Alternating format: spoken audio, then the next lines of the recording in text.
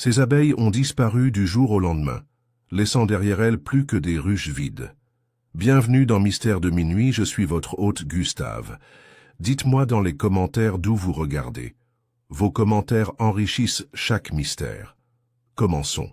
Le soleil s'était levé ce samedi-là, avec une sorte de promesse en or qui donnait l'impression que le village de Charnley Fold était totalement immunisé contre les troubles du monde entier.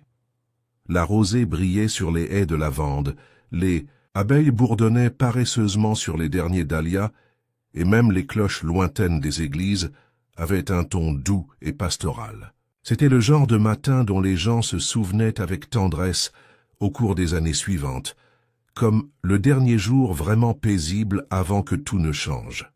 Miss Jane Marple, assise sur un banc peint en blanc sous le prunier, dans le jardin du presbytère, était absorbée avec contentement dans son tricot. Le doux clic de ses aiguilles gardait le rythme avec le battement des banderoles tendues à travers les haies et les chalets en préparation pour la fête d'automne de Charnley Fold. Cette affaire annuelle, à la fois célébration des récoltes et combat social distingué, était connue autant pour ses rivalités vicieuses avec les éponges Victoria que pour sa collecte de fonds caritative. « Oh, Miss Marple !» fit la voix de Madame Edith Crocombe, se précipitant vers elle avec un presse-papier et une expression harcelée. « Pardonnez-moi, mais la tante Athée est en plein désarroi. Madame Jeffries insiste pour utiliser ses propres nappes, et la femme du vicaire a complètement disparu. Encore une fois. » Miss Marple sourit faiblement. « Les nappes, chère Edith, ressemblent beaucoup aux maris. La plupart des femmes insisteront sur le fait que les leurs sont supérieures, et la plupart sont plutôt aveugles aux rides. » Edith cligna des yeux, puis eut un petit rire las. « Comment parviens-tu à dire de telles choses avec un visage impassible? Je ne le saurais jamais. » Alors qu'Edith s'éloignait en toute hâte, le bourdonnement sourd d'une abeille attira l'œil de Miss Marple. Elle jeta un coup d'œil vers l'extrémité du jardin où, au-delà du mur couvert de lierre, se trouvaient les hangars d'apiculture de M. Gilles Arbuthnot. Un homme curieux, M. Arbuthnot, chimiste à la retraite, à la voix douce, mais avec une curieuse intensité derrière ses lunettes rondes.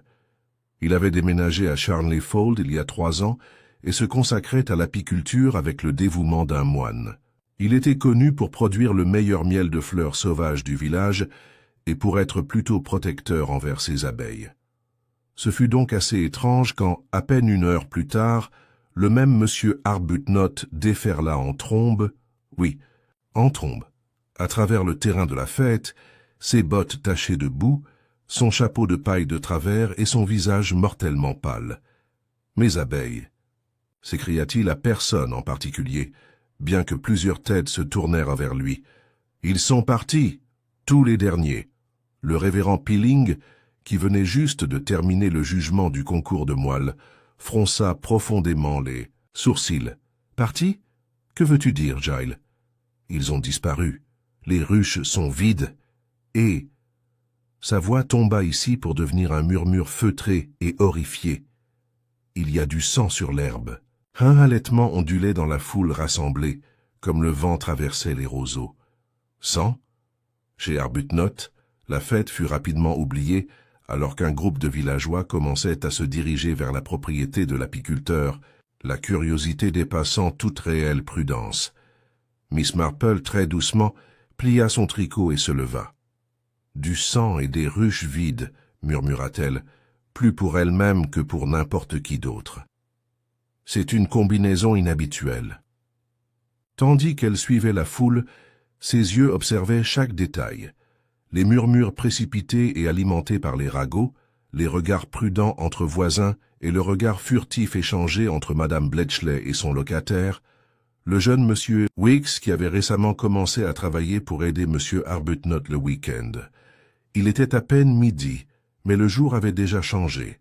L'ordre tranquille de la vie du village, cette fragile illusion de la parfaite tranquillité anglaise, venait d'être percée, et même si personne ne le savait encore, au coucher du soleil, il y aurait un corps.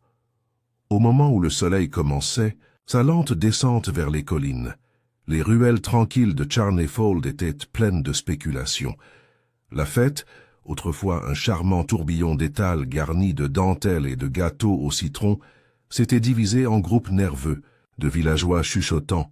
Même le tirage au sort pour le thé au crochet de Madame Jeffries, un événement très attendu, a été entièrement oublié. À l'intérieur du Red Fox Inn, devenu un quartier général non officiel des discussions villageoises, les pintes étaient servies avec un peu plus d'urgence, et les conversations portaient la charge électrique du malaise collectif. À une table d'angle, le vieux monsieur Pendlebury, qui vivait à Charnley Fold bien avant l'arrivée du chemin de fer, et qui le désapprouvait toujours, tira une bouffée de sa pipe et déclara avec toute la confiance de quelqu'un qui n'avait jamais eu raison. « Écoutez mes paroles, ce sont des gitans. Je vous l'ai dit à tous, la semaine où ce wagon est arrivé à Welham Woods, nous allions avoir des ennuis. On imputerait un orage aux gitans, » marmonna sa fille Dora, qui avait déjà pris sur elle de rédiger une pétition pour une présence accrue des agents de police dans le village, même si la police n'avait pas encore officiellement confirmé qu'il y avait quoi que ce soit sur quoi enquêter. Sur la propriété Arbuthnot, l'agent Weatherby, un jeune homme doux couvert de taches de rousseur, doué de plus de patience que d'initiative, se tenait maladroitement près des ruches, son carnet sous le bras. Aucun signe. « Défraction !» a-t-il déclaré à personne en particulier.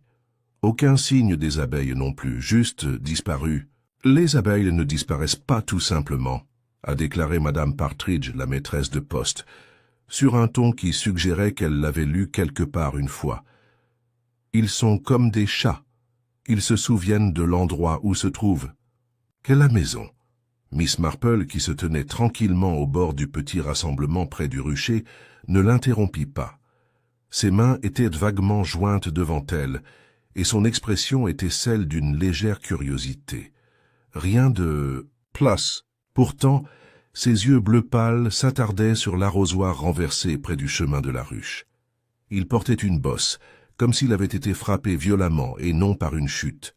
Giles Arbuthnot, ayant retrouvé un peu de son sang-froid, était assis sur une caisse retournée, son visage étant un curieux mélange d'indignation et de chagrin. C'était un des ruches saines, des colonies fortes. Quelque chose les a effrayés, ou quelqu'un l'a fait. Il hésita, puis ajouta « Et le sang, là, juste à côté du poteau, séché maintenant, mais il était frais ce matin. » L'agent Weatherby hocha sobrement la tête, se grattant la tempe.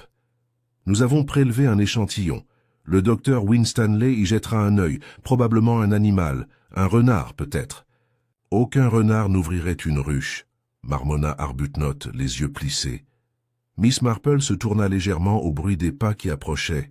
C'était l'épouse du vicaire, Madame Helen Peeling, qui réapparaissait enfin après sa mystérieuse absence plus tôt dans la matinée. Ses joues étaient rouges, et il y avait un ourlet déchiré sur sa jupe. Elle semblait désorientée, mais sourit rapidement à la foule.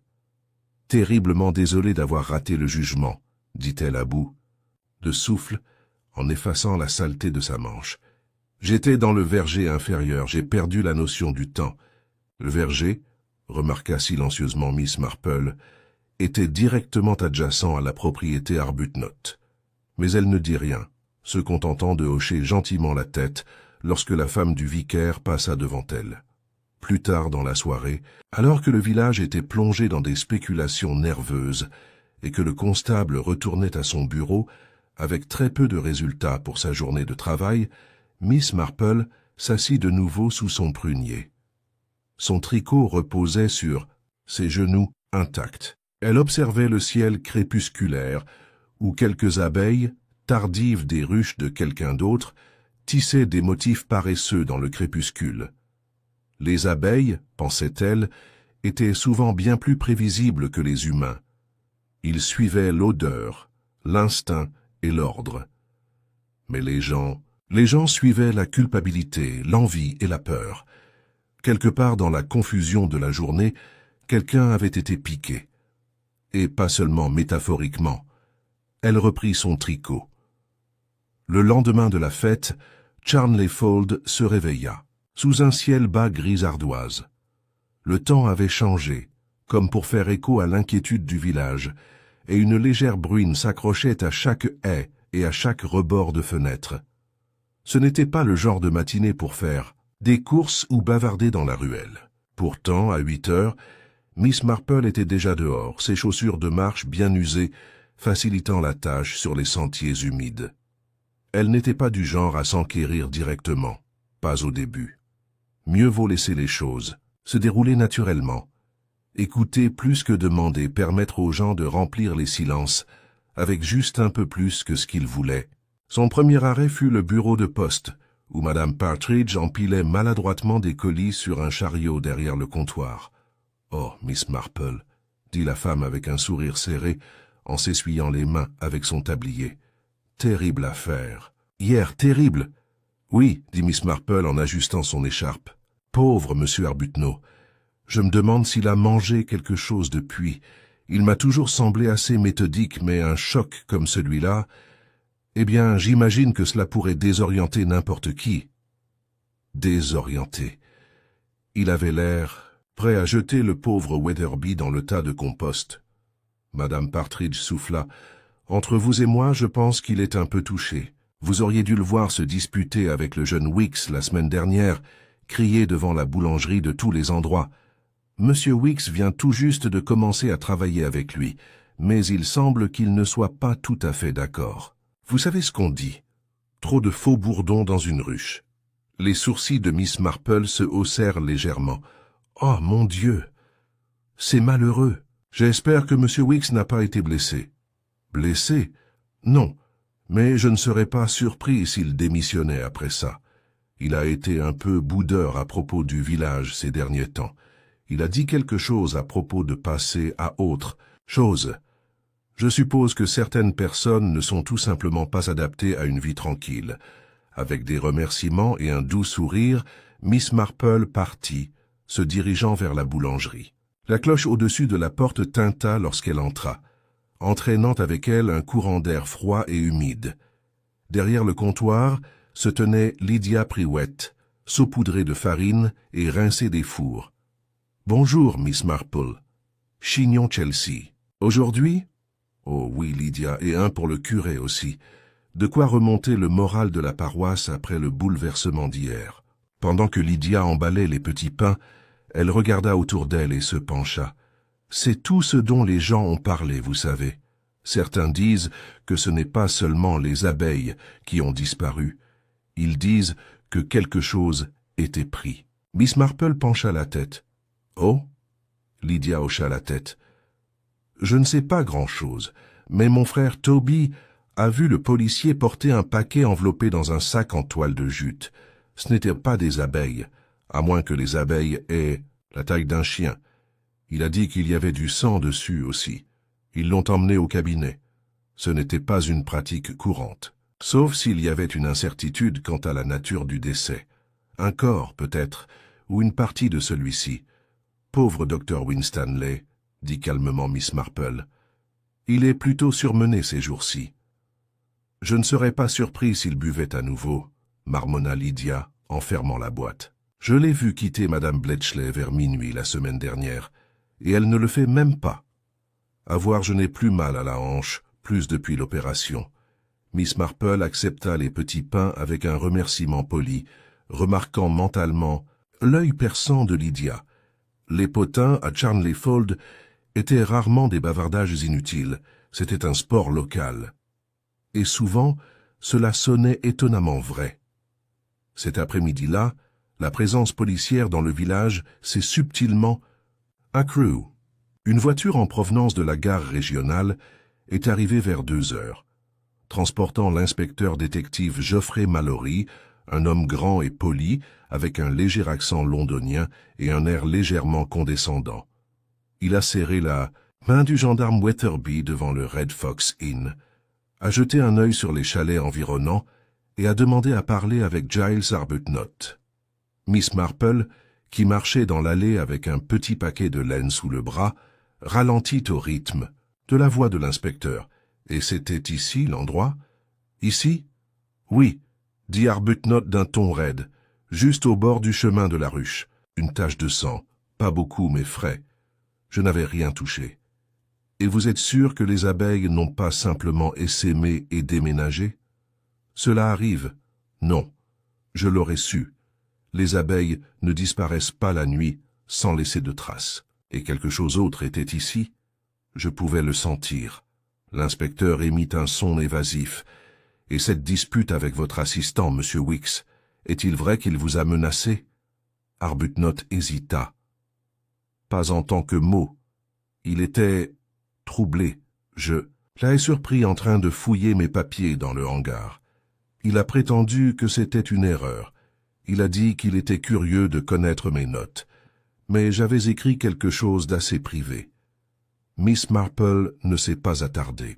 Elle passa avec un petit signe de tête, à peine remarqué. Mais le nom mèche maintenant assis plus fermement dans son esprit.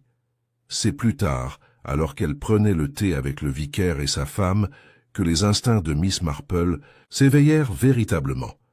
Le curé, le révérend Lionel Pilling, l'avait invité pour ce qu'il appelait un peu de normalité. Aimer sa femme était loin d'être à l'aise. Hélène Pilling a remué son thé si violemment qu'il a éclaboussé la soucoupe. « Je me sens assez absurde, » dit-elle soudain. « Qu'on me demande où je me trouve comme si j'étais suspecté d'un meurtre. Mystérieux. J'ai simplement perdu la notion du temps dans le verger, c'est tout. Personne ne t'accuse de quoi que ce soit, ma chérie, » dit doucement son mari. Miss Marple eut un petit sourire. « Bien sûr que non. Mais peut-être que cela vous aiderait à vous sentir moins troublé si nous comprenions pourquoi vous étiez là. » Hélène regarda Miss Marple, puis son mari, et vice-versa. « J'étais allée rencontrer quelqu'un, » dit-elle enfin précipitamment. « Monsieur Arbuthnot. Il m'a écrit une note, m'a dit qu'il souhaitait me parler en privé, à propos de quelque chose, qu'il avait trouvé. » Le tricot de Miss Marple s'arrêta. « Trouvé ?» demanda le vicaire. « J'ai trouvé quoi ?» Hélène secoua la tête. Il ne l'a jamais dit, mais il n'est jamais venu. J'ai attendu près d'1 heure, puis j'ai entendu quelque chose dans les bois, un animal, pensai-je, et j'ai trébuché en courant. J'ai déchiré ma jupe et j'ai décidé d'éviter complètement la fête. J'étais gêné. « Et tu es sûr que le message venait de lui ?» demanda gentiment Miss Marple. « C'était son écriture, je pense. Mais maintenant, je me demande... » Dehors, la bruine s'était transformée en une pluie continue. À l'intérieur, la tasse de thé de Miss Marple refroidissait, oubliée, un faux billet, une étrange rencontre, du sang dans l'herbe. Et maintenant, le sentiment grandissant que quelque chose s'était produit mis en scène. Les gens mentaient, pour de nombreuses raisons, honte, peur, autoprotection, mais rarement avec élégance. Elle avait appris depuis longtemps que c'était le petit, des détails bruts qui trahissèrent la vérité, et quelqu'un, semble-t-il, avait pris grand soin de s'assurer que la mauvaise personne trouvait le bon indice. La pluie s'était levée le lendemain matin, mais une étrange lourdeur persistait dans l'air au-dessus de Charnley Fold. Ce n'était pas seulement l'odeur épaisse et humide de la terre d'automne ou la brume qui s'accumulait le long des haies basses. C'était le silence de quelque chose de non dit, une pause collective, comme si le village attendait qu'une chaussure tombe, et laissait tomber. Vers 9 heures, la nouvelle était parvenue dans toutes les chaumières, depuis l'orée du pré jusqu'à l'allée du forgeron. Un corps avait été découvert, ou du moins une partie d'un, près de l'étang du vieux moulin. Sous les racines d'un orme tordu, 2 pêcheurs avaient retrouvé une veste déchirée et ce qui restait d'une main pâle, cireuse et indubitablement humaine. Le reste, semble-t-il, avait été emporté en aval ou enterré ailleurs. L'agent Weatherby avait l'air malade lorsqu'on l'avait convoqué, et même l'inspecteur Mallory, généralement imperturbable, était devenu visiblement pâle lorsque le docteur Winstanley confirmait ce qu'ils craignaient tous. La main appartenait à un homme âgé de 30 à 40 ans et mort depuis moins de 24 heures. L'annulaire portait une nouvelle cicatrice, comme si une bague avait été retirée à la hâte. Il n'y avait aucun signe de lutte, seulement le tissu déchiré de la veste et la moindre trace de sang au poignet. Miss Marple, informé de la découverte par Madame Crocombe, qu'il avait appris de Dora Pendlebury qu'il avait vu le gendarme a laissé tomber sa tasse de thé sous le choc et est resté remarquablement calme. « Une main manquante, murmura-t-elle, comme c'est très médiéval. »« Pensez-vous que c'est Monsieur Weeks ?» demanda Madame Crocombe à bout de souffle. « Personne ne l'a vu depuis la fête. » Miss Marple fit une pause. Elle se demandait la même chose. L'absence du jeune Monsieur Weeks, combinée à la mention énigmatique d'un désaccord par Arbuthnot, rendait la perspective convaincante. Mais convaincant ne veut pas dire correct. Il ne faut pas tirer de conclusions hâtives, dit-elle, doucement. Même si c'est curieux, n'est-ce pas? Il travaillait pour Monsieur Arbuthnot. Et si cela est lui, cela pose la question. Qui voudrait sa mort? Madame Crocombe se pencha. Il n'était pas originaire de ici, vous savez, un garçon de Londres, un peu rugueux sur les bords, est venu après l'échec de cette affaire avec la succession de sa tante. Il avait toujours l'impression qu'il cachait quelque chose. Miss Marple hocha simplement la tête. Tout le monde à Charnley Fold avait des théories, et la plupart avaient tort. Mais même des théories erronées pourraient révéler des vérités utiles. La police n'a pas perdu de temps. À midi, l'inspecteur Mallory avait convoqué une réunion du village dans la salle paroissiale. Un interrogatoire pas tout à fait formel, mais assez proche. Les villageois se rassemblaient en manteaux mouillés et en col raide, chuchotant dans les coins, jetant des regards en coin lorsque l'inspecteur s'adressait à eux. « Mesdames et messieurs, » commença-t-il d'un ton sec, « j'ai le regret de vous informer que ce qui a commencé comme un cas de bétail disparu, les abeilles de M. Arbuthnot, s'est maintenant transformé en quelque chose de bien plus grave. Des restes ont été retrouvés, et un acte criminel est fortement suspecté. Des halètements parcoururent la foule. Quelques dames âgées serrèrent leurs broches. Qu'à Madame Bletchley s'éventa de façon spectaculaire. « Nous sommes en train d'identifier la victime », a poursuivi Mallory. « Mais en attendant, je dois demander à toute personne sachant où se trouve M. William Weeks depuis samedi de se manifester. » Il y a eu un long silence résonnant. Puis Madame Bletchley a pris la parole. « Je l'ai vu, dit-elle d'une voix haute et nerveuse. Samedi soir, juste avant le crépuscule. Il marchait près du chemin de la rivière, derrière le verger du presbytère. Il avait l'air troublé. Il n'a rien dit, il a simplement hoché la tête et a continué à marcher. » Mallory hocha la tête, prenant note. « Merci, madame. Est-ce que quelqu'un d'autre a vu M. Weeks ce soir-là » Miss Marple, assise près du fond, son tricot sur ses genoux, observait les visages dans la pièce. Culpabilité, peur, attitude défensive, les expressions humaines étaient sans cesse révélatrices. Et ce n'étaient pas les paroles de Madame Bletchley qui l'intéressèrent le plus, mais l'éclair de surprise et autre chose sur le visage d'Ellen Peeling. Les yeux de Miss Marple ne quittèrent pas la femme du vicaire. Plus tard, dans East Hampstead, l'après-midi, l'inspecteur a de nouveau rendu visite à M. Arbuthnot, cette fois avec plus d'urgence. « Monsieur Arbuthnot, dit-il, vous nous avez dit que M. Weeks se comportait bizarrement avant la fête, en parcourant vos papiers. Pouvez-vous nous en dire plus sur ce qu'il aurait pu trouver ?» L'apiculteur, assis devant sa table de travail encombrée, croisait les bras. Il fouinait, c'est tout. Il disait qu'il s'intéressait aux techniques apicoles, mais il ne lisait pas mes notes sur le rucher. Il regardait un de mes vieux carnets, un que j'avais écrit il y a des années, des recettes, des formules, de mes années de chimiste.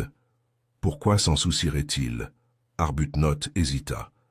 Parce que l'une de ces formules était destinée à un sédatif, impuissant, pas illégal, mais rare.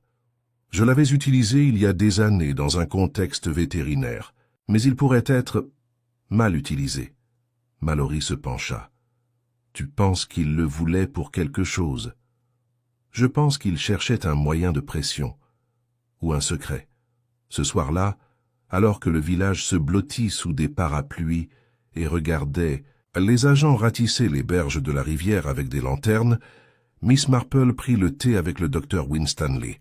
Elle lui avait apporté des biscuits au citron et une expression gentille, deux choses auxquelles la plupart des hommes ne pouvaient pas facilement résister.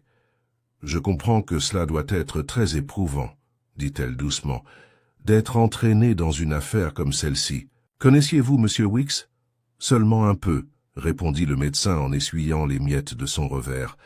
Il est venu me voir pour des médicaments pour l'estomac il y a quelques semaines. Il souffrait de nervosité, a-t-il affirmé. Il avait toujours des contractions. Il a dit qu'il avait du mal à dormir. A-t-il mentionné quelque chose qui semblait étrange, troublant?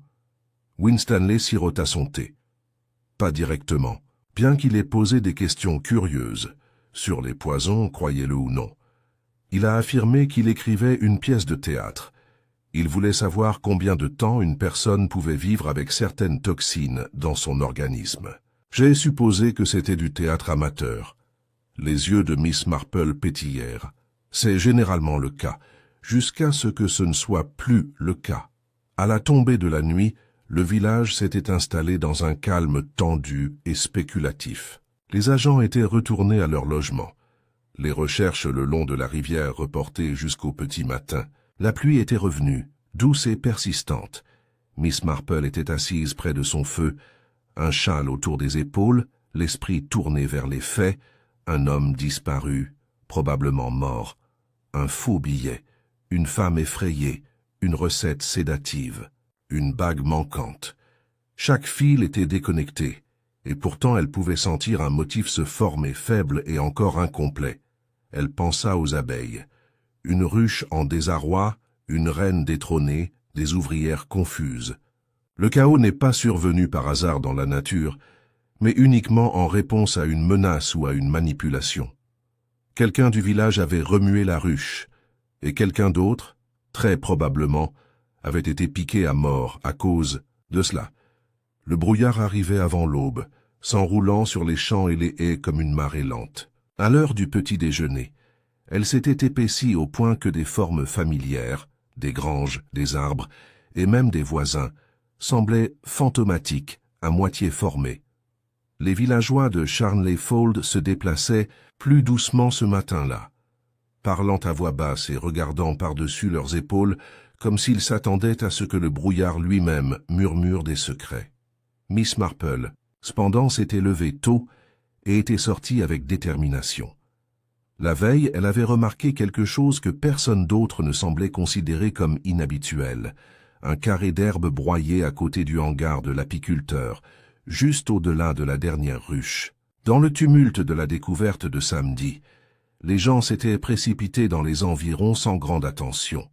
Mais Miss Marple avait repéré les endroits où les empreintes de pas s'écartaient du chemin principal.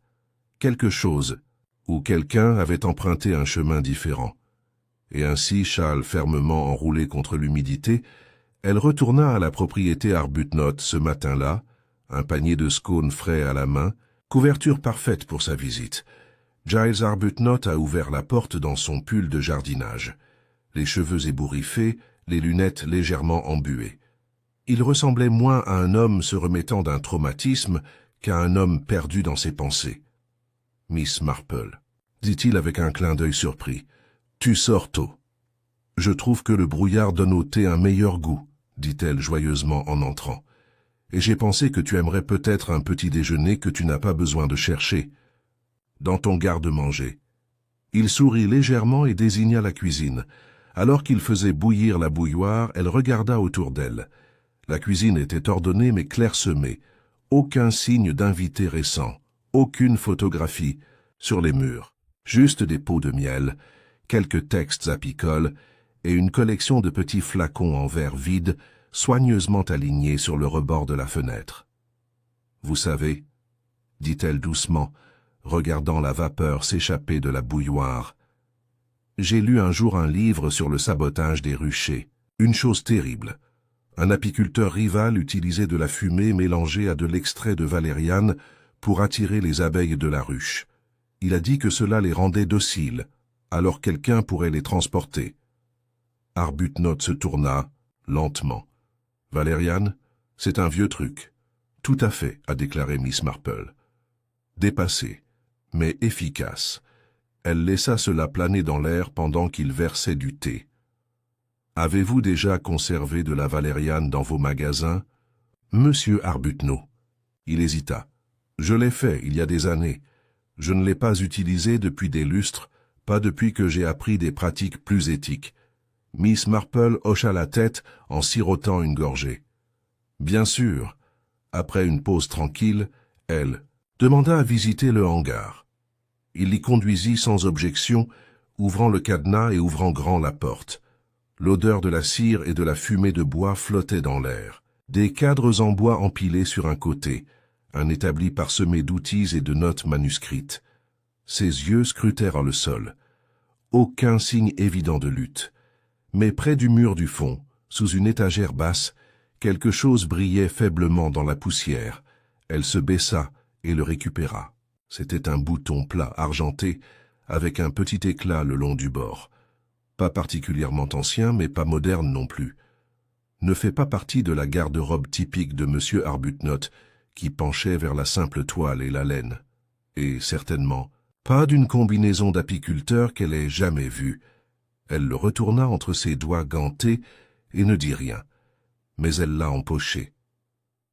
De retour à la maison, Miss Marple a posé le bouton sur une serviette près de son panier à couture. Elle avait vu une veste avec des boutons comme celui-là, sur William Weeks lui-même le jour de la fête. Il portait un blazer marron, légèrement trop grand pour lui, et il lui manquait un bouton. Cela ne pouvait bien sûr rien vouloir dire. Il y avait travaillé. Il aurait pu le perdre à tout moment. Mais le timing en cas de meurtre était primordial. Cet après-midi-là, l'inspecteur Mallory a mené une autre série d'enquêtes, cette fois axée sur les relations personnelles. Au presbytère, il a de nouveau interviewé Helen Pilling. « Je vous l'ai déjà dit, » dit-elle d'une voix tendue. « Monsieur Arbuthnot m'a invité au verger, mais il n'est jamais arrivé. Je suis parti quand j'ai entendu quelque chose dans les bois. » Quel genre de quelque chose? Elle hésita. Une voix, celle d'un homme. Je pensais que c'était peut-être mon mari qui me cherchait, mais quand j'ai rappelé, personne n'a répondu. Avez-vous vu quelqu'un? Non, juste des ombres. Et vous ne l'avez pas signalé? Elle baissa les yeux. Je ne voulais pas être impliquée. Depuis le coin, Miss Marple, invitée en guise de présence réconfortante, même si Mallory avait à peine toléré sa contribution jusqu'à présent, observa le léger tremblement dans les mains d'Hélène. « Hélène, dit-elle doucement. « Est-ce William Weeks qui vous a écrit le message ?» Hélène déglutit. « Non. Il a été signé du nom de M. Arbuthnot. Mais maintenant je me demande si c'est un faux. Et avez-vous parlé de la réunion à votre mari ?» Une pause. « Non, dit-elle. Finalement. Il n'aurait pas approuvé. » Mallory haussa un sourcil. « Pourquoi pas? Il y avait des rumeurs. À propos de moi, à propos de M. Weeks et moi parlant en privé. Je voulais éviter le scandale. C'est tout. » Mallory a griffonné quelque chose, mais Miss Marple, avec son expression illisible, ne fit rien de tel. Elle écoutait les choses non dites. En début de soirée, des nouvelles arrivent du laboratoire de Kingsbridge. Le sang trouvé près des ruches correspondait au reste découvert près de l'étang. Le fragment de la veste contenait des traces de valériane et d'un autre composé sédatif. Aucune empreinte digitale, mais une forte odeur de cire d'abeille. Le corps a été confirmé comme étant celui de William Weeks. La théorie de travail était simple et, selon Mallory, probablement exacte. Weeks avait découvert quelque chose qu'il n'aurait pas dû avoir, peut-être une recette chimique illégale ou un secret personnel. Il avait essayé de l'utiliser comme levier. Quelqu'un, probablement Arbuthnot, l'avait fait taire. L'inspecteur s'est déplacé rapidement. Cette nuit-là, juste après le crépuscule, lui et Weatherby sont retournés au domicile d'Arbuthnot avec un mandat. Mais Arbuthnot était parti. Une note était posée sur la table de sa cuisine, griffonnée d'une main serrée et pressée. Je n'ai rien à voir avec sa mort, mais je sais ce qu'il a trouvé. Je dois le prouver avant qu'il ne détruise le reste. Pardonne-moi, Jane. Une seule personne dans le village à qui il aurait adressé son prénom. Miss Marple a lu la note 2 fois. Puis, elle se tourna vers Mallory. « Vous ne le trouverez pas, dit-elle calmement. Pas encore. Giles est intelligent, mais je crois que je sais peut-être ce qu'il cherche. Mallory la regarda, exaspérée. Et tu vas me le dire? Miss Marple se leva, récupéra son manteau et ses gants et sourit poliment. Avec le temps, inspecteur, mais d'abord j'aimerais rendre visite à Madame Bletchley. Il y a quelque chose de curieux dans la façon dont ces roses ont fleuri cette année. Très curieux, en effet. Mallory cligna des yeux. Des roses? Mais Miss Marple était déjà à mi-chemin, se dirigeant d'un pas vif vers une maison avec un secret dans son jardin. Le brouillard avait commencé à se dissiper. Qu'avec cela la vérité? Au moment où Miss Marple atteignit le portail en fer forgé de Lavender Cottage, connu pour la plupart comme la maison de Madame Bletchley, le brouillard s'était réduit à un fin voile. Le jardin au-delà était étrangement luxuriant pour un mois d'octobre. Les roses fleurissaient encore dans des tons roses et blancs extravagants, un éclat d'été provocateur au cœur de l'automne.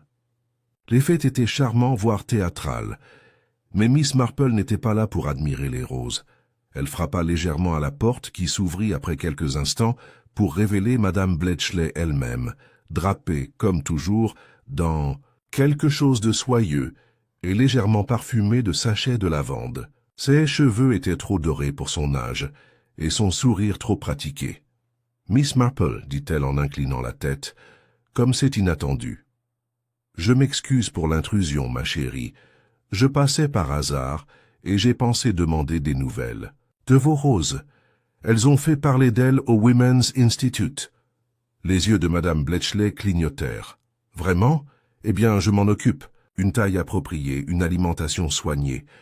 J'utilise un petit quelque chose de spécial. »« Oh, j'en suis sûre, » répondit Miss Marple avec un sourire gentil. « Puis-je? » »« Bien sûr. » L'allée du jardin était parfaitement balayée. Pas de feuilles perdues, pas de flaques d'eau. Les roses étaient épaisses et saines le long des treillis, presque aussi sains, leur couleur anormalement vive. Miss Marple se pencha légèrement, reniflant l'une des fleurs. Parfum délicieux. Même si je dois l'admettre, je détecte une légère note en dessous. Quelque chose de médicinal? Madame Bletchley se tendit presque imperceptiblement. Une vieille astuce de jardinier. Un peu d'eau tonique avec de la racine de valériane écrasée éloigne les pucerons. Ah oui, encore de la valériane, une plante tellement polyvalente, n'est-ce pas? Miss Marple la regarda droit dans les yeux. Même si je me demande, Madame Bletchley, comment on en obtient autant, surtout sous sa forme concentrée. Ce n'est pas quelque chose qu'on achète à la pharmacie de nos jours. Il y eut une longue pause avant que Madame Bletchley ne rit trop fort. « Ma chère Miss Marple, vous ne suggérez pas que j'empoisonne mes roses ?»« Non, pas vos roses, » répondit doucement Miss Marple. « Même si je soupçonne que vous avez peut-être partagé vos techniques de jardinage avec quelqu'un qui avait moins d'intention botanique. » Avant que Madame Bletchley ait pu répondre, le portail s'ouvrit derrière eux et l'inspecteur Mallory apparut, son manteau humide et son humeur encore plus sombre. « J'apprécierais un mot, Madame Bletchley, » dit-il catégoriquement. « Nous avons retracé un composé sédatif jusqu'à votre adresse, et j'ai des questions sur votre lien avec feu Monsieur Wicks. »« J'ai dit toi, » lança-t-elle d'un ton soudain cassant. « Il n'était qu'un locataire. Il a payé tard et a emprunté mes livres sans rien demander. Je connaissais à peine cet homme. »« Mais vous étiez au courant de sa dette, » a déclaré Mallory. « Il devait de l'argent à quelqu'un du village, et vous étiez au courant pour la bague. » Madame Bletchley hésita. « Quelle bague ?» demanda doucement Miss Marple. Mallory lui jeta un coup d'œil. Monsieur Wicks était en possession d'une bague, un morceau de famille, faisant partie d'une succession contestée qu'il n'a jamais réclamée légalement. Elle a disparu au moment de sa mort. Nous pensons qu'il a peut-être essayé de la vendre à titre privé. « Je n'ai jamais vu de bague, » marmonna Madame Bletchley, les yeux fixés sur les roses. « Et s'il avait quelque chose de précieux, cela ne l'a certainement pas aidé, n'est-ce pas? Ou quelqu'un s'est assuré que ce ne serait pas le cas, » a déclaré Mallory. « Nous devrons fouiller la maison. La recherche a révélé plus que prévu. Caché au fond d'un tiroir à linge, enveloppé dans un mouchoir portant les initiales de Madame Bletchley, se trouvait une bague en or sertie d'une pierre verte, distinctive et sans aucun doute l'héritage manquant. Et dans le placard à côté de l'évier, derrière une rangée de vieux pots de confiture, 2 flacons en verre, vides, mais encore légèrement parfumés, marqués des étiquettes manuscrites d'Arbuthnot, Valériane officinale et extrait. El Mallory les a retenus. Eh bien, dit-il, cela vous met dans une position plutôt difficile, n'est-ce pas? Mais Miss Marple, debout juste derrière lui, ne semblait que modérément intéressée par les flacons. Ses yeux étaient fixés sur le livre ouvert sur la table de la cuisine, un vieil exemplaire de l'apiculture pour les débutants. Entre ces pages se trouvait une note pliée. Elle l'attrapa doucement. Le papier était vieilli, plié plusieurs fois, et l'écriture manuscrite était inégale. Il n'a pas été abordé, mais il était écrit « Vous aviez raison, je n'aurais pas dû le prendre. » Mais je ne pouvais pas la laisser détruire le cahier. Elle savait ce que cela signifiait. Elle savait ce qu'il avait fait. Aucune signature. Mais le visage de Miss Marple restait très immobile. Plus tard dans la journée, alors que Madame Bletchley était en garde à vue et que le village était à nouveau inondé de spéculations chuchotées, Miss Marple prit le thé au presbytère. Helen Peeling, pâle et posée, versa ses mains légèrement tremblantes. « Ils ont trouvé la bague, dit-elle faiblement. Alors c'était elle. Peut-être, a déclaré Miss Marple. Elle avait certainement les moyens et l'opportunité. Mais le motif, eh bien, ce n'était peut-être pas le sien seul. Le vicaire fronça les sourcils. Tu veux dire que quelqu'un d'autre l'a aidé? Miss Marple regarda par la fenêtre où le soleil avait enfin commencé à percer les nuages. Je crois que M. Weeks a découvert quelque chose dans le carnet de M. Arbuthnot, quelque chose de dommageable, quelque chose de nature chimique, peut-être un composé, peut-être la preuve d'un incident ancien, peut-être une formule secrète que quelqu'un utilisait à des fins personnelles. « Madame Bletchley ?» a demandé Hélène. « Peu probable, mais je soupçonne qu'elle était au courant et qu'elle a essayé de récupérer le cahier avant que quiconque ne le puisse. » Miss Marple posa sa tasse. « Je crois que la note que j'ai trouvée dans son livre provenait de M. Weeks.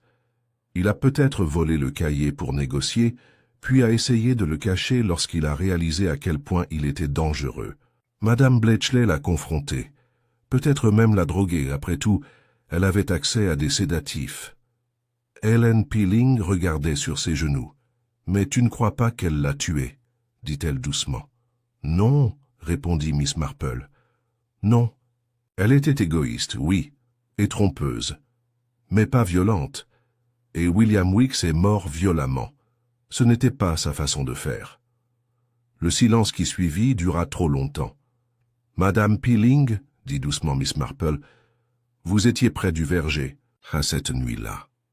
Avez-vous vu quelqu'un d'autre ou entendu quelque chose qui pourrait nous aider ?» Hélène n'a pas répondu immédiatement. Ses mains tremblaient maintenant. « J'ai vu quelqu'un, » murmura-t-elle. « À l'orée des arbres. Il portait des gants. Il avait quelque chose dans les mains. Un outil peut-être, ou une barre. Je n'en étais pas sûr. L'avez-vous reconnu? Je pensais que oui, mais je ne voulais pas y croire.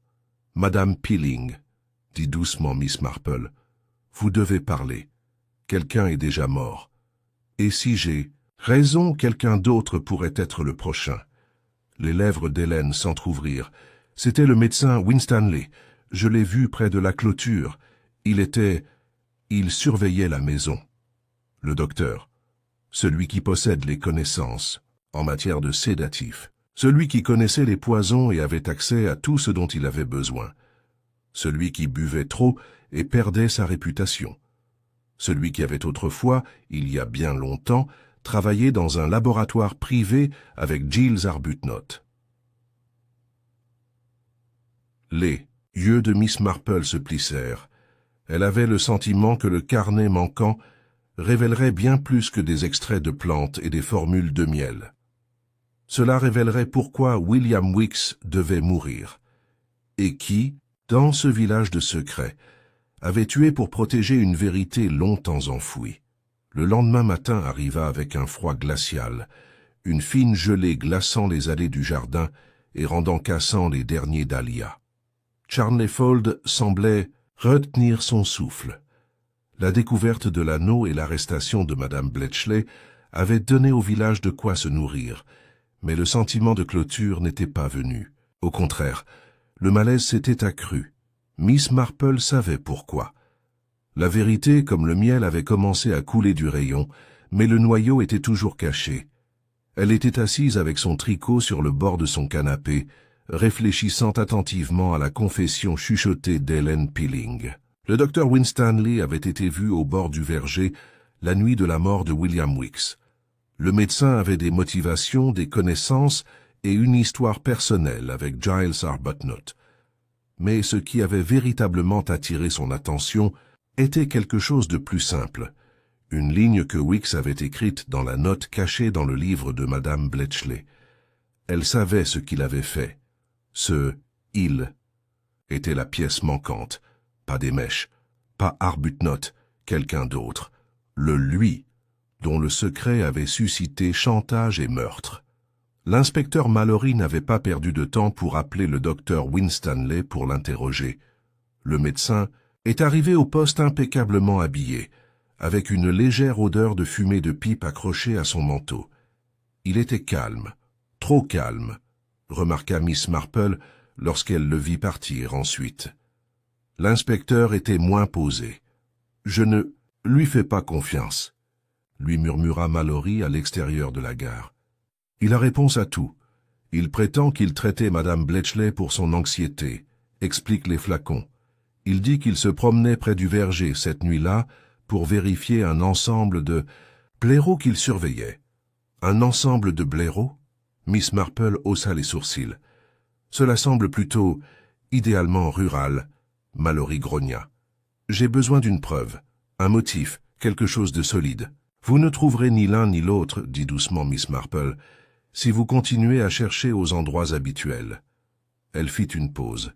« Inspecteur, puis-je emprunter le gendarme Weatherby pour 1 heure ?»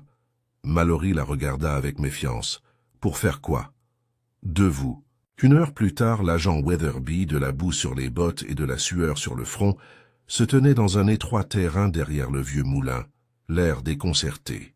« Juste ici, » dit Miss Marple en tapotant le sol avec son parasol. « C'est ici que William Weeks a caché le cahier. Il en avait besoin à proximité, mais pas dans son logement, pas après que Madame Bletchley ait commencé à fouiner.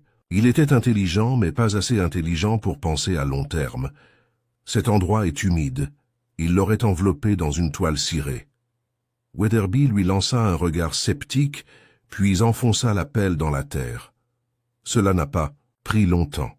À 12 pouces de profondeur, ils l'ont trouvé, enveloppé dans des couches de toile cirée scellées avec de la ficelle. Une fois déballé, le cahier était détrempé sur les bords mais intact. Miss Marple le feuilleta soigneusement. Formule. Remarque. Composés expérimentaux. Certains ne sont même pas étiquetés. Et à mi-chemin, une série d'initiales. TAG USA plus GA, 1992. Winstanley et Arbuthnot, dit-elle doucement. Elles n'étaient pas seulement des collègues, ils étaient des partenaires. Il y a des années. Weatherby cligna des yeux. En quoi? La voix de Miss Marple baissa. Dans un essai pharmaceutique qui a mal tourné. Elle a tourné une page. En bas, souligné en rouge, se trouvait une seule phrase, composée L23. Le retrait provoque une désorientation aiguë. Exposition prolongée. Mortelle. À côté, la tentative de brevet a échoué. Examen éthique non résolu. Giles refuse de détruire les notes, doit se séparer définitivement du laboratoire. C'était là, le vrai motif. De retour à son cottage, Miss Marple prépara un nouveau pot de Darjeeling et convoqua l'inspecteur Mallory. Ensemble, ils examinèrent le cahier. Miss Marple expliqua ce qu'elle avait supposé. Weeks avait trouvé le cahier alors qu'il travaillait pour Arbuthnot, peut-être par accident. Il réalisa ce qu'il contenait, un enregistrement d'un composé sédatif abandonné qui avait été discrètement enterré après un essai raté. Un composé lié à Arbuthnot et, plus dangereusement, à Winstanley Wicks avait probablement tenté de faire chanter. « Pourquoi le tuer ?» a demandé Mallory. « Pourquoi ne pas détruire le cahier ?»« Parce que les maîtres chanteurs sont imprévisibles, » a déclaré Miss Marple. « Et Winstanley, je suppose, a plus que quelques péchés enfouis, une exposition de plus, et sa réputation, toute sa pratique médicale, serait perdue. Il ne pouvait pas prendre ce risque, pas à son âge. Et Arbuthnot, il a couru, dit-elle simplement. Il savait que Winstanley pourrait essayer de lui rejeter la faute. Il n'a pas tué Wicks, mais il soupçonnait qui l'avait fait. C'est pourquoi il a laissé la note. Il devait trouver le cahier lui-même avant que quelqu'un d'autre ne le fasse. Mallory resta silencieuse pendant un moment. « Et Madame Bletchley ?» Miss Marple eut un petit sourire. Madame Bletchley essayait de voler le cahier à ses propres fins, peut-être pour le vendre. Elle a trouvé Wicks dans le verger, l'a drogué pour le récupérer, mais ne l'a pas tué. Je soupçonne qu'elle s'est évanouie à cause de l'alcool, ou qu'elle s'est simplement enfuie lorsque les choses sont devenues violentes. Mallory passa une main sur son visage. Alors Winstanley a terminé ce qu'elle avait commencé. « Exactement, » dit Miss Marple, et il a laissé le corps près de la rivière. Mais il a commis une erreur, l'anneau. Il n'a pas remarqué qu'il manquait, c'est comme ça que tout a commencé à se dégrader. Ce soir-là, la dernière pièce du puzzle s'est mise en place. L'agent Weatherby, suivant la suggestion de Miss Marple, a fouillé la voiture du médecin. Cachés sous la roue de secours dans une trousse médicale en cuir noir, se trouvaient les gants décrits par Ellen Peeling, portant encore de légères traces de cire d'abeille et de sang.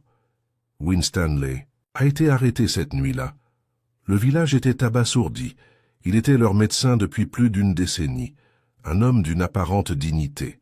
Mais derrière des portes closes, la fierté et la peur l'avaient rendu imprudent. Tandis qu'on l'emmenait, il croisa Miss Marple avec un sourire fin et sardonique. « Tu aurais dû être chirurgien, marmonna-t-il.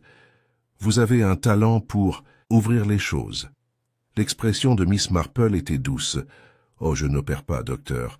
J'observe simplement ce que les autres essaient de recoudre. » Il n'a rien dit d'autre. Plus tard dans la nuit, Miss Marple s'est assise près de sa cheminée, les braises étant faibles. Son tricot restait intact sur ses genoux. L'affaire avait révélé bien plus qu'un meurtre. Cela avait révélé la fragile toile qui maintenait le village ensemble. Comment les mensonges, même les plus anciens, pouvaient se transformer en quelque chose de mortel. Elle pensa à Giles Arbuthnot, toujours porté disparu, fuyant toujours un passé qu'il avait tenté d'oublier. Elle espérait qu'il lui écrirait. Elle avait le sentiment qu'il le ferait.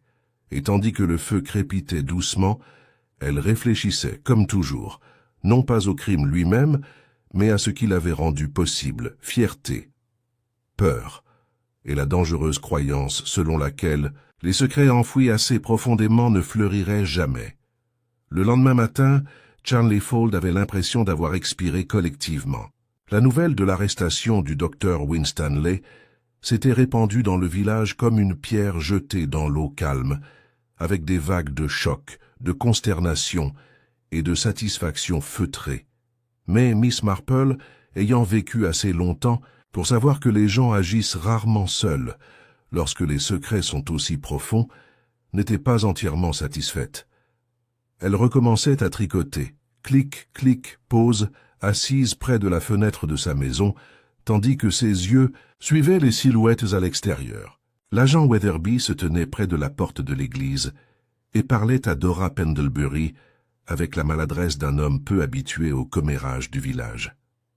Madame Crocombe apporta une tarte au presbytère, son visage particulièrement solennel. Les enfants passaient par deux, silencieux comme des souris, comme s'ils sentaient que les adultes détenaient des secrets trop dangereux pour être révélés. Et Helen Peeling. Helen n'avait pas quitté la maison de la matinée. Il restait encore un fil qui pendait, et Miss Marple, très doucement, avait l'intention de le tirer. En fin d'après-midi, elle s'est rendue au presbytère sous prétexte de livrer de la gelée de coin. Le vicaire, paraissant plus âgé que d'habitude, l'accepta avec un sourire fatigué et s'excusa pour se préparer pour le service du soir. Miss Marple, comme elle s'y attendait, trouva Hélène seule dans le salon, perchée au bord d'une chaise, à dossier droit, les mains étroitement enroulées autour d'une tasse de thé froid. « Merci d'être venue, » dit Hélène, sa voix à peine audible. Miss Marple était assise en face d'elle, lissant sa jupe. « J'ai pensé que tu aimerais peut-être parler, » dit-elle doucement. « Tes derniers jours ont été plutôt lourds. » Hélène hocha la tête, le regard lointain. « Vous avez été très courageux de dire ce que vous avez fait. Dire à l'inspecteur que vous aviez consulté le docteur Winstanley, cela a dû être difficile. » Hélène déglutit. « Je ne voulais pas. J'ai failli ne pas le faire. »« Je sais, » dit Miss Marple. « Parce que ce n'est pas le médecin que vous avez vu, n'est-ce pas ?» Silence. Les doigts d'Hélène se resserrèrent autour de la tasse de thé. Vous pensiez que c'était lui, dans l'obscurité, le brouillard. Mais maintenant qu'il a été arrêté, quelque chose ne va pas, n'est-ce pas? Hélène leva les yeux, frappée. « Ce n'était pas lui, » murmura-t-elle. « Je ne sais pas pourquoi j'ai dit ça. Je me suis convaincue. Je ne voulais pas croire que ça pouvait être quelqu'un d'autre. »« Quelqu'un de plus proche, » dit doucement Miss Marple. « Votre mari ?» Hélène secoua frénétiquement la tête. « Non, Lionel ne le ferait jamais. Il est gentil, il est... » « Les hommes gentils font aussi des erreurs, » dit Miss Marple sans méchanceté. « J'ai connu des hommes qui étaient gentils jusqu'au moment où ils commettaient des choses épouvantables. » Hélène se leva brusquement, son souffle s'accélérant. « Vous pensez que Lionel a tué William Weeks, qu'il en est responsable? Je pense, dit doucement Miss Marple, qu'il a peut-être découvert quelque chose qu'il croyait dangereux pour vous. Peut-être que Weeks a fait des insinuations sur vous et M. Arbuthnot, ou sur vous et lui-même. Peut-être que votre mari a entendu quelque chose en confession, quelque chose qu'il ne pouvait pas répéter, mais ne pouvait pas oublier. » Les yeux d'Hélène étaient écarquillés de peur. « Il ne tuerait pas pour moi. » Miss Marple se leva, également, posant une main douce sur son bras. « Alors nous devons en être sûrs. » Ce soir-là, Miss Marple a organisé un petit souper. Ce n'était pas son habitude de recevoir souvent. Son salon était confortablement modeste et sa cuisine plus pratique qu'inspirée. Mais elle invitait 3 personnes. Le vicaire, Hélène et l'inspecteur Mallory. Elle prépara un ragoût simple, servi avec du pain brun et du fromage fort, suivi d'une génoise légère aux poires compotées. Elle parlait avec légèreté, posait des questions sur les affaires du village et ne laissait aucun signe du but profond de ce rassemblement, jusqu'à ce que la dernière tasse de thé soit servie. « Il y a quelque chose de curieux, » dit-elle avec désinvolture. « À propos de la bague, tu ne trouves pas ?» Mallory, surprise par le changement soudain de sujet, hocha la tête. C'était vraiment la clé. Une fois que nous l'avons trouvée, tout a changé. « Oui, » acquiesça Miss Marple. Mais je n'arrête pas de me demander, pourquoi a-t-il été supprimé? Le vicaire remua sur sa chaise. Continua Miss Marple. Si quelqu'un voulait simplement la mort de Weeks, pourquoi prendre sa bague, à moins que ce soit destiné à retarder l'identification, ou peut-être à la scène d'une manière qui pourrait nous induire en erreur? Mallory fronça les sourcils.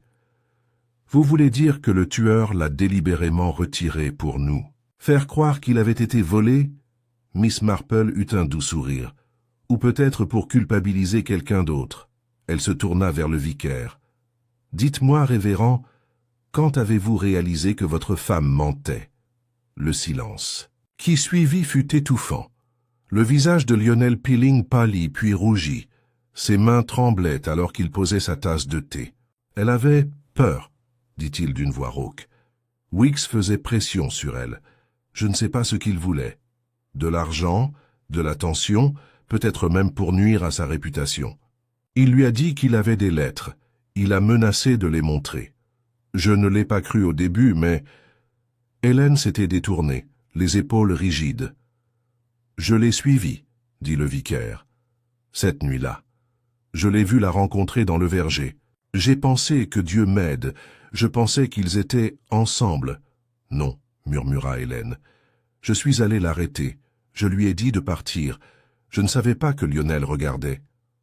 Miss Marple hocha lentement la tête. Que s'est-il passé ensuite? La voix de Lionel se brisa. Il l'a frappé. Je l'ai vu. Il lui a attrapé le bras. Je suis sorti des arbres. Je n'ai pas réfléchi. J'ai juste réagi. Il y avait une pierre. Lourde. Je ne voulais pas le tuer. Je voulais la protéger, c'est tout. Encore du silence. Le visage d'Hélène était strié de larmes silencieuses.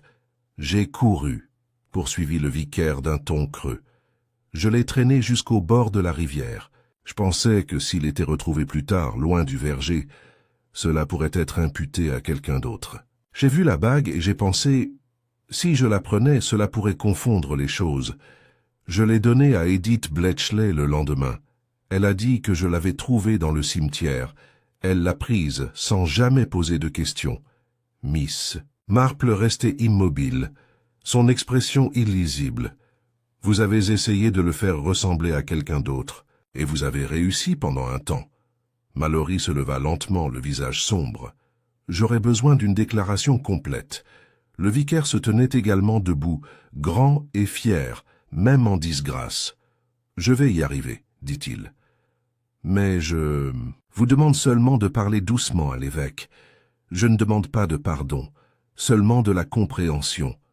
Hélène se leva aussi, tremblante. Je suis vraiment désolée, dit-elle. Je ne savais pas savoir. Miss Marple resta la dernière, lissant sa jupe. Les secrets sont comme les abeilles, Madame Pilling.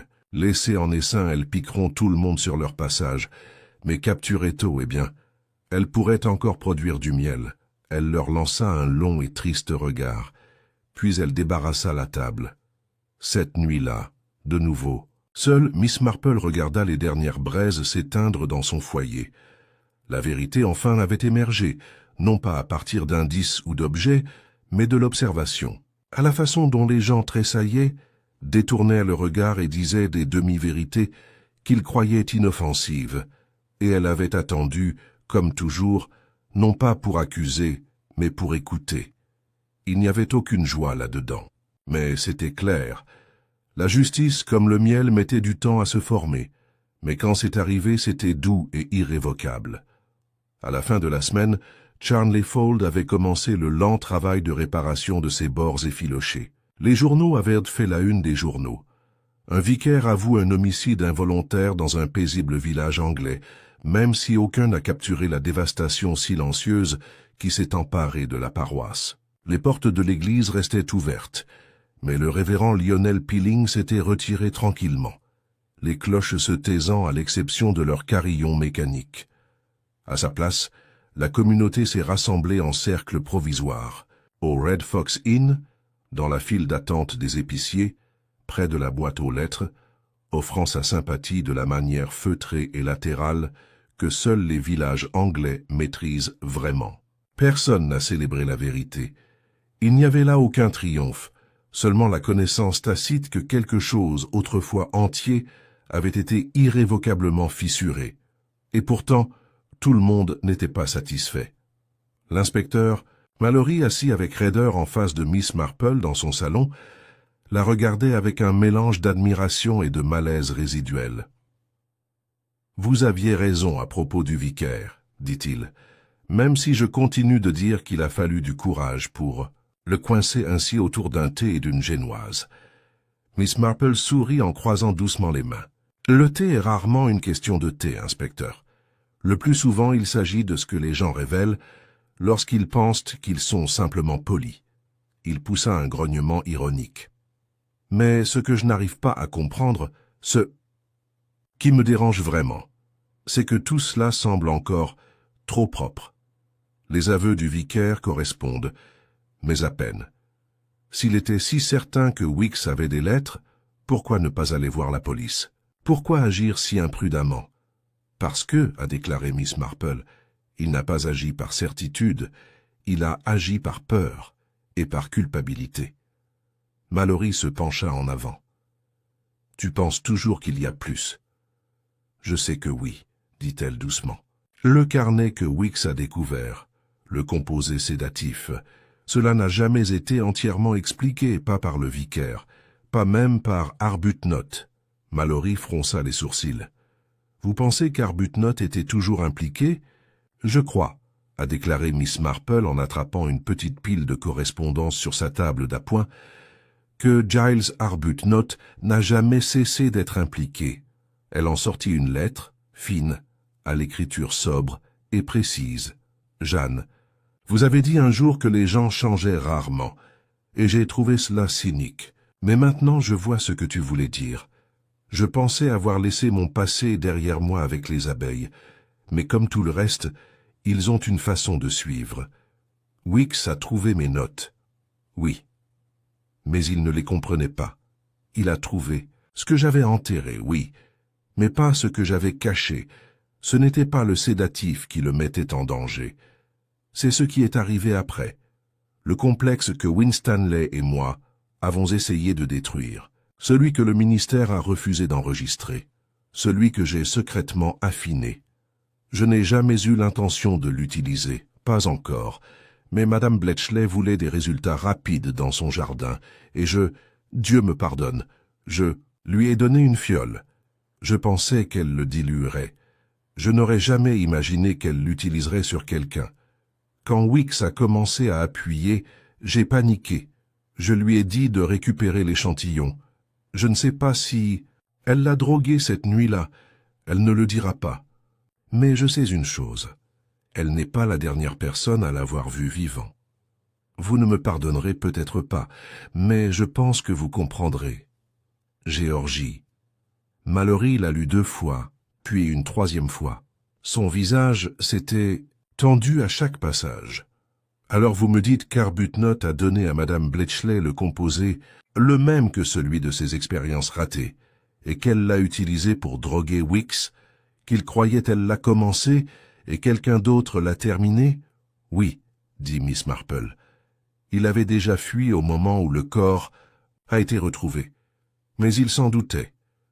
Alors pourquoi ne pas nommer directement le tueur? Miss Marple baissa les yeux sur son tricot. Parce qu'il n'en était pas sûr. Pas jusqu'à plus tard. Et même alors peut-être. Mais je crois que oui. Mallory se rassit, vaincu. Continue. Miss Marple se leva et se dirigea vers son buffet. D'un tiroir, elle sortit une petite boîte de conserve, une simple boîte d'apiculteur. Elle en sortit 2 fioles de verre. L'un était vide, l'autre était à moitié plein, avec un liquide ambré épais de couleur miel foncé. Ceux-ci ont été livrés de manière anonyme, a-t-elle déclaré. Laissés devant ma porte arrière il y a 2 jours. J'ai pris la liberté de les faire examiner par un ami chimiste à St. Mary Mead. Elle lui tendit un bout de papier, résultat d'un laboratoire privé. Le composé est réel, puissant, plus que la valériane ou le laudanum. Un dérivé d'un produit pharmaceutique défaillant autrefois destiné à un usage militaire, quelque chose pour maîtriser les ennemis de manière non mortelle. Mais à forte concentration, il provoque un effondrement neurologique complet. Le front de Mallory se plissa. Et quelqu'un dans ce village y avait accès? Quelqu'un qui travaillait avec Arbuthnot? Quelqu'un qui a continué à expérimenter, tranquillement, des années après le projet a été jugé contraire à l'éthique. Quelqu'un qui, lorsque Weeks a trouvé le cahier et a menacé d'être révélé, avait la raison la plus claire de le faire taire. Mallory se figea. « Winstanley, dit-il enfin. » Miss Marple hocha la tête. « Ce n'est jamais le vicaire qui a porté le coup fatal. Je crois qu'il a frappé Weeks par instinct de protection. Mais Weeks n'était pas mort. Étourdi, blessé, mais pas mort. C'est Winstanley qui l'a retrouvé par la suite. Peut-être qu'il a suivi Hélène. Peut-être avait-il seulement l'intention d'effrayer Weeks. Mais une fois qu'il a vu l'état dans lequel il se trouvait et réalisé que le cahier était peut-être déjà caché, il a terminé le travail, tranquillement, avec précision, et a laissé la scène mise en scène pour déplacer les soupçons ailleurs. Mallory poussa un faible soupir. Et le vicaire? Il était coupable de panique, de réaction excessive, mais pas de meurtre. Il a avoué ce qu'il pensait avoir fait. Mais Winstanley l'a laissé prendre la responsabilité, et l'aurait laissé pendre pour cela, si nécessaire. Mallory s'est frotté la tempe. Nous devrons rouvrir le dossier. Miss Marple lui offrit une tasse de thé, peut-être discrètement. Pas besoin d'en faire un gâchis public. Il prit le thé et s'assit lourdement. Et Madame Bletchley? Elle dira qu'elle n'a jamais voulu faire de mal, dit Miss Marple en s'installant dans son fauteuil. Et elle le croira aussi. Mais les gens comme elle comprennent rarement l'enchaînement des conséquences. Ils agissent tôt par intérêt personnel et laissent les autres en payer le prix. Et Arbuthnot? Il ne reviendra jamais. Pas maintenant. Mais je crois qu'il essaye de se racheter, à sa manière. Mallory regarda la vieille femme avec une sorte de crainte. Vous avez réglé tous les détails. Miss Marple sourit, ses aiguilles reprenant leur doux rythme. Pas à chaque fin, inspecteur. Certaines choses restent effilochées. Le passé ne se referme jamais parfaitement. Mais pour l'instant, je pense que le village peut se reposer, elle. Jeta un coup d'œil par la fenêtre, où les arbres se balançaient doucement, et où les abeilles retournaient enfin dans les ruches vides d'Arbuthnot, bourdonnant en douce harmonie. Après tout, dit-elle, même les ruches, une fois vidées, peuvent être repeuplées. Il suffit d'avoir la bonne reine. Mallory cligna des yeux. Je vous demande pardon? Miss Marple sourit innocemment. Oh, rien, chérie. Juste une métaphore. Le gel a fondu tôt ce matin-là à Charnley-Fold. Un soleil bas filtrait à travers la brume, dorant les haies et les toits d'or pâle.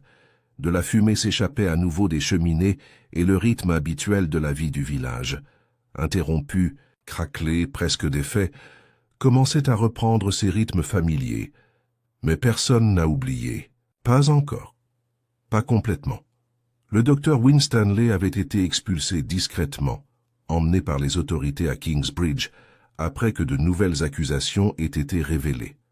Officiellement, il était soupçonné de négligence criminelle, de complot en vue de dissimuler un décès et d'entrave à la justice. Les anciennes accusations avaient été dissoutes sous la pression des révélations de Miss Marple.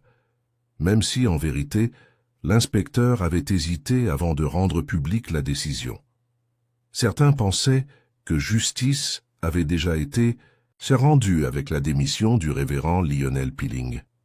Mais la vérité, une fois connue, avait une façon de s'affirmer. Le curé, quant à lui, restait au village, mais hors de vue. Il avait décliné l'offre de réaffectation de l'évêque et avait discrètement renoncé à son poste. Il faisait toujours ses promenades matinales, mais ne portait plus le collier. Sa tête était plus souvent inclinée qu'auparavant. Pourtant, il y avait quelque chose d'étrangement paisible dans sa posture, comme si, en abandonnant son poste, il avait redécouvert un peu de son âme. Helen Pilling n'est pas partie. Elle l'aurait peut-être fait, dans d'autres circonstances. Mais il y avait en elle maintenant un sentiment de défi qui n'existait pas auparavant. Elle se tenait plus droite, parlait plus forte au comptoir du magasin et portait sa honte comme un châle qui refusait de se ranger. Elle a aidé dans le jardin paroissial. Elle a lancé un petit cercle de lecture pour femmes. Elle n'a présenté aucune excuse et n'a accepté aucune pitié. Quant à Madame Bletchley, elle est rentrée chez elle sous caution. Mallory, avec les conseils mesurés de Miss Marple, avait décidé de ne pas porter plainte. Les arguments retenus contre elle pour possession de complexes réglementés étaient faibles. Sa complicité dans l'empoisonnement de Wicks s'était avérée au mieux circonstancielle. Bien entendu, elle a tout nié, les fioles, les lettres et même la bague. Elle a affirmé ne pas se souvenir du tout du mouchoir. Mais les villageois s'en souviennent. Ces roses se sont fanées anormalement vite cet hiver-là. Les ruches Arbuthnot sont restées vides pendant un certain temps, après la disparition de Jill. Leurs charpentes en bois devenaient ternes par la poussière, leurs entrées scellées contre le gel. Mais début décembre, un nouvel homme est arrivé à Charnley-Fold, aux épaules larges et calmes, avec les mains déjà calleuses à cause du travail. Il s'est présenté comme un cousin de Giles Arbuthnot, chargé de maintenir la propriété en ordre. Il amène avec lui 5 nouvelles colonies. Miss Marple était l'une des rares à ne pas scier à 2 fois au nom qu'il avait signé au bureau de poste Jonathan Haycroft. Giles, soupçonnait-elle, avait simplement abandonné son nom comme un vieux costume d'apiculteur. Qu'il soit cousin ou pseudonyme, cela ne faisait aucune différence. Elle croyait aux secondes chances, pour ceux qui les méritaient. Les abeilles semblaient être d'accord. Ils s'installèrent rapidement et commencèrent la reconstruction. Au printemps, le miel de fleurs sauvages reviendrait à Charnley Fold. Les ruches bourdonneraient à nouveau. L'inspecteur Mallory rendit visite à Miss Marple une dernière fois avant la fin de l'année. Il apporta une bouteille de sherry, modeste et un sourire légèrement penaud. « Vous avez fait forte impression, Miss Marple, » dit-il en remettant le cadeau. « Kingsbridge vous appelle désormais, l'oracle de St. Mary Mead. » Miss Marple rit doucement. « C'est très flatteur, même si je préfère de loin une femme sensée qui écoute plus qu'elle ne parle. » Mallory s'installa dans le fauteuil en face d'elle et accepta le thé qu'elle lui servit. « Vous aviez raison sur tout, » dit-il, « pas vraiment une question, pas vraiment une déclaration. Mais ce que je ne comprends toujours pas, c'est comment tu savais. À propos de Winstanley, à propos du vicaire. Vous n'aviez aucune preuve, pas celle que nous recherchons, juste des fils. » « Les êtres humains, inspecteur, dit doucement Miss Marple, sont bien plus cohérents qu'ils ne prétendent l'être. La façon dont les gens mentent, dont ils paniquent, dont ils essaient de protéger ceux qu'ils aiment, il n'y a rien de mystérieux là-dedans. Et une fois qu'on a vécu assez longtemps, on voit que la plupart des crimes ne sont pas nés de la méchanceté, mais du désespoir. Mallory sirota son thé en hochant lentement la tête. « Vous ne pensez pas que Wicks était innocent, n'est-ce pas ?» Miss Marple pencha la tête. « Non, dit-elle. Je pense qu'il était stupide, avide, mais pas cruel. Il a vu une opportunité, sans se rendre compte à quel point certaines personnes étaient déjà au bord du gouffre, et il les a mal jugées. Une erreur de jugement fatale. » Oui, ils restèrent assis en silence pendant un moment, le feu crépitant doucement dans la cheminée. Dehors, le crépuscule tombait. Mallory se leva enfin et lui tendit la main. « Eh bien, si jamais vous vous lassez de la vie de village, dit-il, je connais une certaine gendarmerie qui pourrait avoir besoin d'une femme avec vos talents. » Miss Marple sourit et lui serra la main. « Oh non, inspecteur. Mes journées d'aventure se limitent strictement aux magasins de laine et aux mots croisés énigmatiques occasionnels. Mais merci quand même. » Cette nuit-là, Miss Marple s'est assise près du feu longtemps, après que les flammes se soient transformées en charbon rouge. Elle tenait son tricot mais n'y touchait pas. Ses yeux étaient rivés sur la fenêtre, où les étoiles avaient commencé à cligner des yeux, une à une. Elle pensa à William Wicks, un jeune homme qui avait essayé de jouer à un jeu qu'il ne comprenait pas, de Giles Arbuthnot, un homme qui a vécu trop longtemps dans la culpabilité pour s'opposer à son retour, de Lionel et Helen Peeling, un mariage brisé non pas par l'infidélité, mais par le silence, du docteur Winstanley, qui avait enfoui la vérité pendant des décennies et pensait pouvoir l'étrangler dans le noir, et elle pensa aux abeilles. La nature, pensait-elle, avait sa propre forme de justice. Les ruches qui n'ont pas réussi à se protéger ont été abandonnées. Les reines qui menaient mal ont été remplacées. Mais lorsque l'ordre fut rétabli, lorsque l'équilibre revint, la vie reprit avec une grâce tranquille, elle se leva et tira les rideaux. Le froid s'infiltrait, et elle se levait tôt le matin. Il y avait de la marmelade à faire, un paquet de dentelles à envoyer à sa nièce à Torquay. Et elle avait promis à Madame Crocombe de l'aider à juger les arrangements de personnages pour la prochaine fête d'hiver. Il y aurait toujours plus de schémas à observer, plus de secrets cachés dans la vie quotidienne du village. Et Miss Marple, silencieuse, sans prétention, sans cesse sous-estimée, regarderait. Non pas parce qu'elle souhaitait découvrir le mal, mais parce qu'elle savait que le mal se révélait toujours inévitablement à ceux qui y prêtaient attention. Et elle, plus que quiconque, savait exactement quoi chercher.